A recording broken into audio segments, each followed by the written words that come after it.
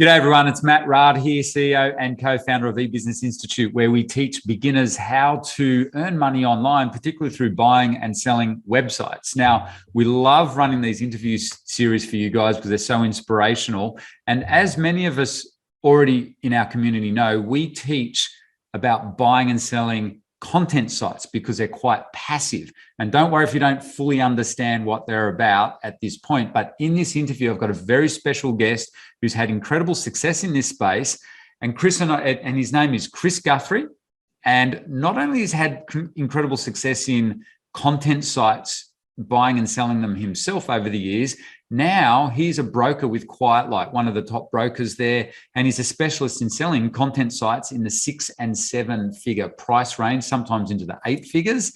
And we're really lucky to have Chris along because he can give us some really good insights, not only into what's happening or the benefits of these content sites, but also give you some inspiration, ideas on niches, and more importantly, share with you the kind of money that you can make out of these websites working at home in your Jimmy Jams. So that's pajamas if you don't know what that means, Chris, but thanks for coming along today. Yeah, Matt, thanks again. Very warm welcome. Looking forward to talking. Yeah, and it's been great having a chat to you, Chris. I'm really glad we got introduced because we've got a very similar background. I know you started back, over a decade ago, like Liz and I did. But what we'll do, Chris, I think, as you and I were discussing earlier, we'll have a chat. There's a lot to talk about here today. You've got so many inspirational stories and examples that you can share with our community. So you just heard, Chris, obviously we teach, people who are exiting their jobs, their corporate roles typically, to buy content sites and build them up. And that's been exactly your journey over the years. But at the moment, in the marketplace, you're a specialist in selling some of these bigger content sites. What I guess let's start out with, why are they so popular at the moment? And let's have a look at some examples. But what's happening in that space in this current marketplace? Yeah, there's so many directions we could take it. I mean, in the content space, part of the reason why some people are interested in them is because the skill set required to run content, it's really, but for most people, it's anyone has a skill set. It's a manage either writing content yourself or hiring people to write, and then focusing on continuing to create the content that's already been created within that particular niche. And so a lot of cases, buyers are buying because they want to buy a revenue stream and they don't want to start something from scratch. And I could talk about the buyers themselves. It's a huge range of buyers, from individuals looking to buy, one site. They're just trying to have a site that they have while they're continuing to work their day job and try and do both things for a little while, on up to people that have, their own personal portfolios, and then also, funded companies or just companies that have been doing this for so long that they have just tons of money to acquire sites and that acquire, one website every month type of thing. So it's there's lots of buyers that love content, just because the model lends itself so well to so many people that can run those types of sites, I think. And in terms of the sellers, like, are we able to, I know one of the really exciting stories that, and kind of how we're introduced, you found this interesting niche in selling these content sites, haven't you? Are you able to talk about that? Yeah, I can say that. I met someone that's she was looking to sell her food blog, and it was a very sizable site doing over 7 figures in profit. And so we went out to market, sold it for a great sum, multi 7-figure deal. She was very pleased. And what's interesting, I haven't seen this in every community, but at least in the food blog community, they have, private Facebook groups where the larger site owners talk to each other. And so basically she shared my information, and then I've since talked to 25 food bloggers or something. And I've sold a bunch of other food blogs since then. But yeah, it's kind of a weird random thing. When you're helping to do brokerage work, you end up getting a lot of referrals sometimes. In this case, it's kind of head down this path of doing a lot of food blog work. And so this is really interesting. As you said, as a broker, this is the sort of thing, you sell day in, day out, and you're really good at doing that. With a food blog site, so for anyone who's new listening to this, typically how do they make money? So I'm sure it's food blog sites, like they're talking about cooking specific kinds of foods. I'm presuming they're quite niche, these sites. Yeah, there's people will niche down to a particular diet. They'll niche to specific type of foods. Usually a lot of it's kind of based on what type of, they also do like, I'm doing family friendly meals that are inexpensive, or I'm doing family friendly meals that, take more time to prepare. There's so many different little sub niches within that broader niche, which really can be said for really any content space. You could have like finance, but then someone niches down to some various particular area within finance, like dividends, for example, dividend stocks.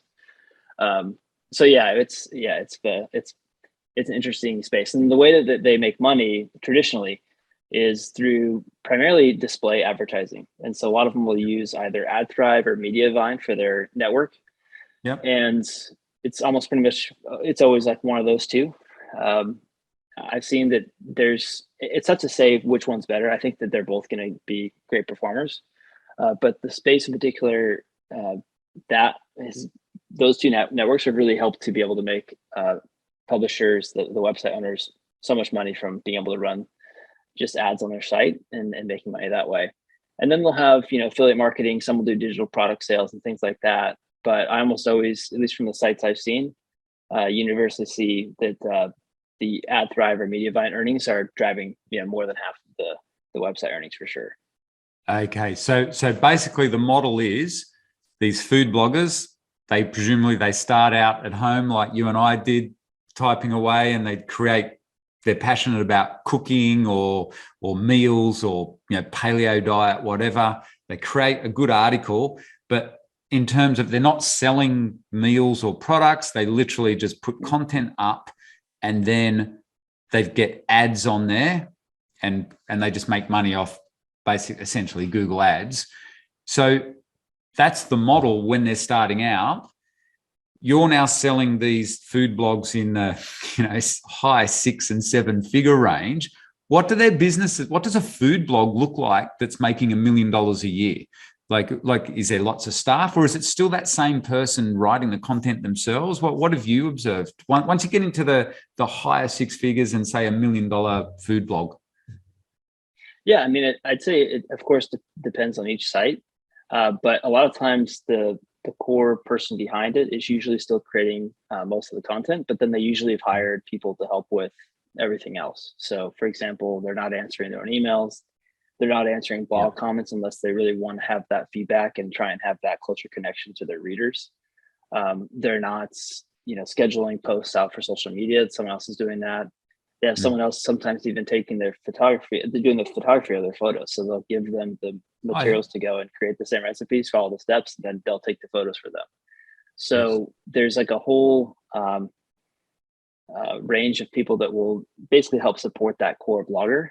But then also there's ones where it's like, hey, I'm just managing, and I have, recipe developers. They come up with the recipes. Then I have people that, again, also do the social media and everything else. So it really ranges. Like I sold one site for someone where that's what she was doing. She's like, I do about 2 to 3 hours a week on this site, and it's just high level, giving like strategic goals towards what we're trying to do and what content we might create, things like that. And then it's up to them to help kind of get it out there. And then others that have done that where they're more involved with the creation. So it really ranges and for the owner. And I guess for you, that's the model that you see, like no matter what content site it is, you mentioned to me before, like finance, whatever, they all pretty much work the same way, don't they? They most roles in it are outsourced once you get into that 7-figure range. Yeah, it's exceptionally rare. I know a few content owners where they just create all the content themselves and they do everything themselves, and they're making 7 figures a year. But those are rare. And usually those people, they've got to the point where they know like they could go and hire people and grow bigger, but there's usually some sort of reason, like just, hey, look, I just want to keep it simple. Like, how much more money do I really need for making $1 million plus a year? It's like, I'll just do that. So there's definitely a wide range. And then I've met some that are doing, 8 figures a year that have, teams of, 20 people type of thing.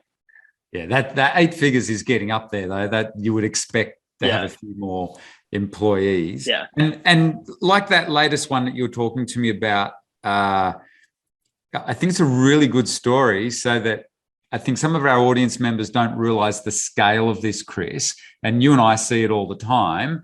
But on the surface, that site that you sold for around 700,000 just recently, a content site, Now that sounds like a pretty big site and everything, but do you want to talk us behind the owner of that and what was really going on in the background as well? Yeah. This was another food blog, helped her sell, but she just bought it from someone else, grew it. She bought it for, I think, around 400 or so, sold it for 700. And some of the numbers are a little bit vague for me, but, and then she made another few hundred or so from the time that she owned it. And so that's like a kind of a flipping type approach. I've done that as well with my own content sites, just finding stuff to buy to sell. But she sold that one because she had a much larger food blog that she was making more money from, and it was like, hey, I'm just going to focus on this, and I don't really need to deal with this anymore. She just bought it because it was like an opportunity type thing that she thought would be able to improve. She wasn't actively looking to buy something. But yeah, there's so many stories of that. And the thing that's been interesting doing the brokerage work with Quiet Light is that for years I've been doing these types of online businesses, content, e-commerce, SaaS. And then I would go to conferences and meet people, and I would, make some friends and have, great dinners and chat with people. But doing this type of brokerage work, it's like the number of people I meet is just like dramatically scaled up because I talk to so many people. And it's just shocking how much money some people are making and how large these businesses are that you would never think could be that big. And it's like something you wouldn't really see until you do this. And this is after, doing this for like a decade on my own. Yeah. That I still am like surprised that there's even more that I wasn't aware of. So yeah, it's just crazy. It is crazy. It's very eye-opening, isn't it? When you get out there, I don't think, you and I are sitting here chatting, and before we did the interview, talking about some of the deals we see, people wouldn't believe it, the amount of money that you can make in these simple niches, even with just bog standard content sites. And I mean, that's another story in itself, but it does bring me to what I would like to cover too, is your story. And we'll come back to, I think, some of the other inspirational deals that you're seeing. But your story itself is very inspirational because you just touched on it then. For the last decade, you've been buying and selling content sites yourself, plus e-commerce and SaaS. But I noticed when I looked into your background, Chris, you started out with content sites. But can you share with everyone where you started when you finished school, and like what was your actual career? Because it's a super cool career. It's an unusual career choice. Like, it's really cool for people to hear about it. Yeah, no, I started way back. I don't know, like 13, not even 13. It's like 15, 16, something years ago, I think, with just an online forum focused on video games. And so it was just something that I was doing in college at the time. And, I still like to play video games today, but I was making a forum that was on an area that I was interested in. I got it up to, I think like 500 a month in AdSense. And that was covering the college rent I was paying at the time. And I thought that's pretty nice. If I could just, get more traffic. I mean, I thought in a rudimentary way, I was like, oh, if I just get 10 times as much traffic, then I can make, $5K a month. And so that was kind of the path. I started launching other forums to try and, scale up that way. But ultimately found that affiliate marketing was what allowed me to leave my day job, was building out content sites that were targeted more on people that were looking for stuff to buy. And so for me, it was Amazon's affiliate program. And that's kind of where I went. So. And Chris, you got to mention your job because it was super cool, because you were working for a big corporate. But wait till you hear what Chris did for this big corporate. And are you allowed to say the name of the corporate? Yeah, I could say. I was working as a game tester at Microsoft. And so Microsoft, I think even to this day, they do contract game testing. So you go on. And the only reason why I probably left that, well, other than the pay was so low, I think I told you before, my weekly pay was, I was making less than, I think, $3,000 a month or something like that. It was very, very minimal at the time. And, but yeah, I mean, I worked on a couple. I worked on Halo. Halo 2 Vista, and I worked on Age of Empires 3, the Asian Dynasties, which was like an expansion pack for Age of Empires. So if the Age of Empires game, if you go in there, you look at the credits, you'll see my name as a software tester.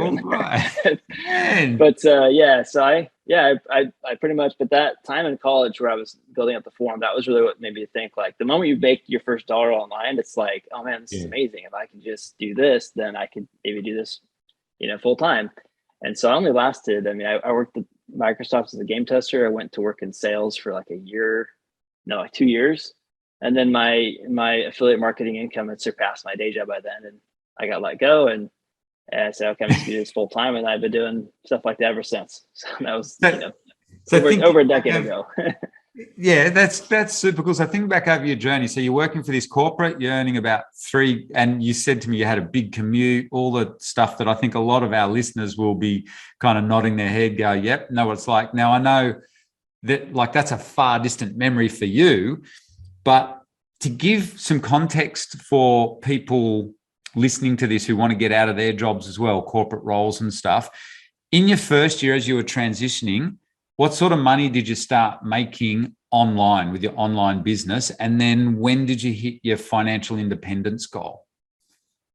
Yeah, I'd say that when I was working at the day job I did in the sales after the game testing, I was making like in the mid 5 figures annually. Okay. And then the very first year after I got let go from my job, I think I cleared like 150 or 180, something like that. And so I more than doubled my income in that first year. And then since then kind of grew. And then I I invested a lot of money that I was making from various businesses into Tesla. And so that has gone well up until I'd say November, but now at least as of the time we're recording, those stocks have been hit a bit. But I'd say financial independence. I don't remember the exact year it came along, but I have enough to where I can have a lot of freedom. Part of the reason why I like doing the brokerage work is because it's very up to the individual in terms of how much they want to work. I've only closed 2 deals this year, and so I'm not really working super hard to try and do a ton because I don't necessarily need to do a lot of deals. So it's very flexible, and it's been a lot of fun over the last several years. It feels like it's gone by very quick. Lots of trends and new things and all that, but. Well, this is really cool, though, Chris, for our guys to listen so they can see the journey of someone like yourself and hear it firsthand. You know, you're in this corporate role, you quit, and it probably took, 1 to 2 years to get to the point where you said you're making 150 to 180,000 US. And since then, I think what the listeners have got to realize, Chris has bought and sold websites, exactly what we teach here. And you've been successful, and some of them I know haven't worked as well, but some of them have gone really well for you. And so in that journey, you've been doing this now for 10 years. I guess what sort of sites, when you look back, is there any advice that you can give to someone starting out? Like what do you wish you knew back then, or say even in that first 2 years that you know now that you could offer to our listeners? Yeah, I mean, I would say that the niche that you select is pretty important, but maybe not necessarily as important as you might think, because there's tons of money to be made really in any niche. I talked with a woman that I met at a conference that was doing $20K a month on a website she did about a specific type of plants. I don't want to identify the plant because maybe it would be too narrow to, she was some sort of plants that she was interested in, and she did it for fun. And she's, works, I think, like 15 hours a week on that site. And so I think that for me, if I were to go back, it would just be, I spent so much time like fiddling around with the video game niche, but the way I was targeting it was just, I was trying to build a huge forum and get people to come that way. But essentially it was just not as effective as, in my case, building out affiliate type sites that were targeting buyer type keywords and people that were searching for something they're looking to buy soon. And so that's really the switch that helped for me. And so for today, I think I would say a similar thing is to focus on, what can you do in a niche that is different or better than what the competitors are. I mean, I had one site I built out because I thought, look at all these people reviewing these products. I can tell they're not actually reviewing anything. And I thought, well, why don't I just actually, review the things that they're actually, it was, that no one else is actually doing. And so I hired an employee to just say, hey, why don't you this is like, as like his starting thing was like, hey, you work on this site. I built up the initial part. And this will be like your training. And if things can kind of go well, then I hire on full time and we'll keep working on other things. And so that was one of the sites I did that went well. And so anyways, I would say that the niche is certainly important, but also just focusing on something you think you can have staying power in as well. Like I said this to you before, but oftentimes I'll get to the point where maybe 3 to 5 years I'm exiting and selling. But the people that are doing exceptionally well, like multiple millions of dollars a year, are usually the people I've met and that continue working on something for a very consistent period of time for very long, and then, they're making huge, actually, okay. So that's a good lesson for everyone listening, isn't it? And even like for me and you sitting here, just chatting as friends type thing, when you look back over 10 years, that's a really cool observation. So there are plenty of us who get in and either build or buy and fix up websites, and we sell them off within 5 years, and we all think we're legends because we sell them for whatever. But really, it's like Warren Buffett says, it's the long-term 10-year journey so that's where you're mainly seeing the 7 and 8 figure deals, is it? In the guys that have held, or lots of women as well, people that have held these sites for a long time. Yeah. In the content space, at least in the food blog space, it's predominantly been women that I've worked with, but I've talked with some men in the area. But yeah, usually the much larger sales are people that have been working on the content sites for longer periods of time. I talked to one guy that I'd known for years that was looking to sell his site for $4 million. Fortunately for him, he didn't end up selling it, because then I caught up with him again years later, and he was doing 8 figures a year in it. And I was like, that's impressive. Okay. And was that off a content site, was it? Yeah, it was content for him. Yeah. Yep. It's just, it really is kind of crazy. Like the people I talk to and just hearing their stories. And then, I talk to huge funds that are buying content sites. Like I mentioned earlier, it's just, the thing I like to tell people is that there really is like, you have to work hard, but there's basically piles of cash around the ground. You just got to figure out which one you want to start picking up and put in your pocket. The longer you can kind of keep mining and working on that area, the bigger those checks can become, for sure. I've seen it on my own sites many times. That's right. So you've had I do want to reiterate, Chris, too, because you're obviously a very humble guy, but you've had a lot of success in buying and selling these websites. Is your strategy generally been buy them and fix them up, or do you build them from scratch as well? Yeah, I mean, I like to tell people, if you don't have any money, like certainly when I started, I had no money at all. Like, I was working as a game tester, making just above minimum wage at Microsoft. Yeah. And so everything had to be created by me, and I didn't have money to pay writers. So I would just do all the writing myself. And I'm not that great of a writer, but I thought, this is going to be good enough. And so, yeah, I mean, I think that there's definitely something to be said for just starting. If you don't have any money, then you got to start from scratch. If you have money, then maybe you can afford buying. And then if you're kind of in between, then certainly once you start from scratch, then hire writers to help you out and do things like that. But I've done it kind of every option. Yeah, the most recent site I bought was in the military space. I bought it, improved it by like one very simple change. I just changed from AdSense to Google to AdThrive. And that, increased the earnings quite a bit. And I just kind of held it and then sold it a year later I think I made a couple $100,000 on that one. But yeah, And that's what I'd say. For you in your portfolio, do you like to own a range of sites, or when you do a site, do you just like to have one and focus on it? So I've had both. I mean, I'd say I've primarily done the portfolio approach. And then I started selling off more of my content and just a lot of things last year. And also kind of into the prior year, because I was looking to find a way to just minimize the time I spend doing anything. And so that was kind of why I sold. I'm kind of less in the asset accumulation mode, more in like the lifestyle appreciation mode. Yeah. But I do think that that's another thing, is I think that if you could find one niche that you can focus on and just do that one site, you're probably gonna have better results. Like everyone that I've talked to, and it's like almost a universal experience. Like I talk to everyone, it's like when they have, I had so many different businesses I would run at all the different times. And maybe I'm just not good at doing multiple businesses at once. I don't think most people are, but those that focus on just one almost always do much better from my personal experience. Maybe there's some survivorship bias because I'm only meeting the people at the conferences that make it through that gauntlet to be able to be there. But I think if I've thought sometimes like, hey, if I just really wanted to, I'd maybe just sell everything off and just pick one and just be like, all right, I'm just going to focus on this until it's massive. Yeah. And like you said, it's really good advice too, is think about longevity. If you've got the big multi-million-dollar plan, just think, okay, what can I stick at for the next 5 or 10 years? What would I be happy to stick at? And just, make it work. That's really cool advice. Yeah. And I will say the portfolio approach is great though too, because you definitely get a way to diversify. Like, I like that in the beginning, because when I didn't have many assets, I thought, okay, well, this is why I want to make my income stream be diversified.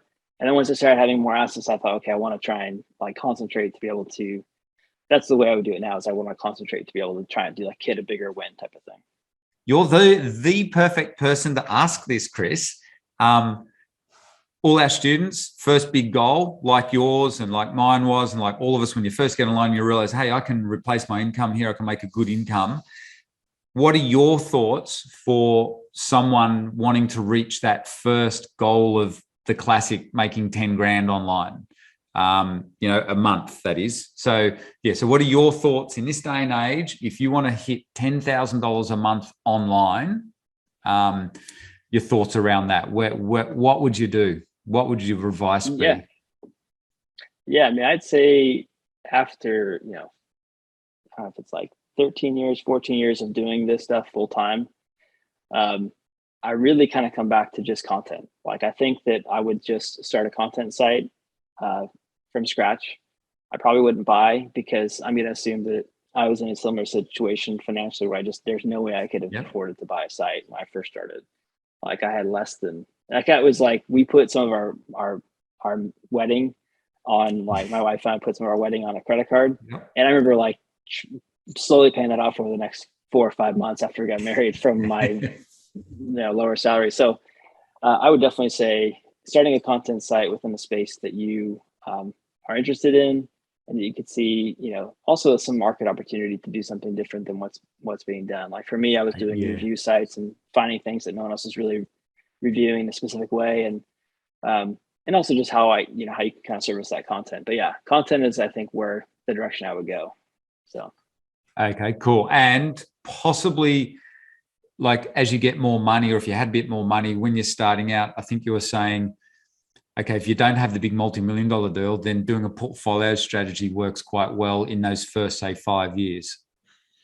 Yeah, definitely. I mean, the approach I pretty much took was just, okay, I have no money, so my options are basically limited to. I thought that there was no way I could, start an e-commerce business. I thought, well, I don't even have any money to buy inventory, and I thought it might be too hard. So I did content, and then only after I sold my first kind of content site did I think, okay, well, now I have some money.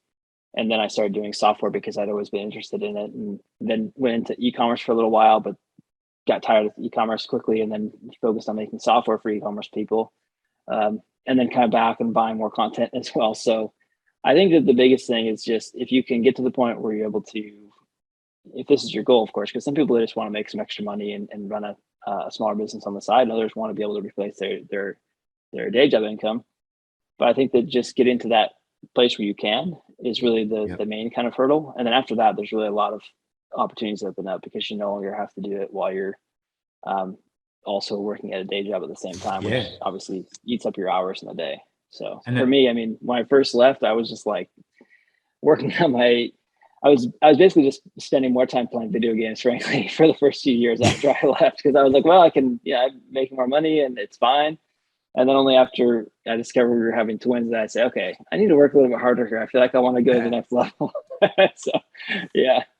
I guess on that note too, like, it's when you look back over the journey, it's pretty amazing, isn't it? We take it for granted what we do. We work. I'm presuming you work from home as well, and you've got a family like us, and like a lot of our listeners. So you've got 2 twins. So is your wife happy? And asking obvious questions, I know, but what is that lifestyle like for you now, like with the family and everything, and your young kids? Yeah, no, I feel incredibly fortunate. My wife went to school to get her degree in occupational therapy. Oh, yeah. She started working down that path, and we were trying to have kids, and we thought, you know what, this is just too much going on, and things are going well with her business. You take a break. And then that break became, she hasn't gone back to work since then. But I would say that she works harder now because she has to deal with the kids. Yeah. But it's definitely been nice to kind of help be able to provide in that way, and doing the online thing has made it great. Although I do joke with people that, I've had so much freedom in terms of where I could live, and yet I just kind of live within 15 minutes of where I grew up, because that's where all my family and and many of my friends are. So I just kind of stay that way. Well, it's a nice way to raise your kids. It's a nice way to raise your kids, though, too, with family around and everything. And so now in life, you're in this position, as you alluded to.